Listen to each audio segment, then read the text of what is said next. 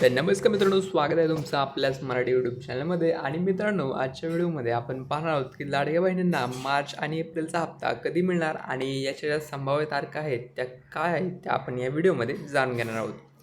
तर मित्रांनो, लाडकी बहीण योजनेच्या लाभार्थ्यांना मार्चचा हप्ता कधी येणार याकडे सर्वांचेच लक्ष लागलेले आहे. शेवटच्या 2 आठवड्यात महिलांच्या खात्यात पैसे येऊ शकतात असा एक अंदाज वर्तवला जात आहे. तर काय आहे सत्यता हे या व्हिडिओमध्ये जाणून घेऊयात. तर मित्रांनो, लाडकी बहीण योजनेच्या लाभार्थ्यांना अजूनही मार्चचा हप्ता मिळालेला नाही. एप्रिल महिन्याचे 18 दिवस उलटून गेले आहेत तरीही महिलांच्या खात्यात पैसे जमा झाले नाहीत. त्यामुळे लाभार्थ्यांच्या मनात अनेक प्रश्न निर्माण झाले आहेत.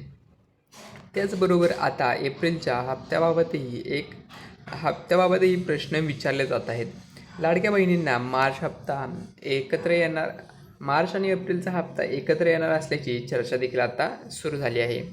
तर मित्रांनो, लाडकी बहीण योजनेत अजूनही मार्चचा हप्ता जमा झालेला नाही.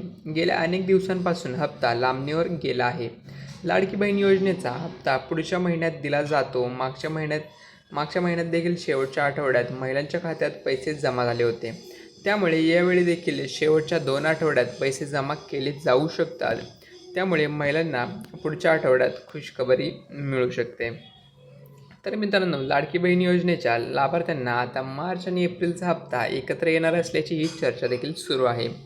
जर असं झालं तर महिलांच्या खात्यात 3,000 रुपये एकत्र येऊ शकतात.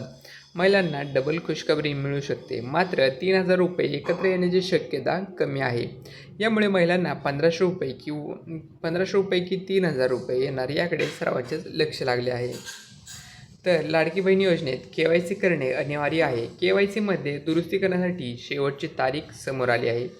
KYC करण्यासाठी 30 एप्रिल 2026पर्यंत मुदत दिली आहे.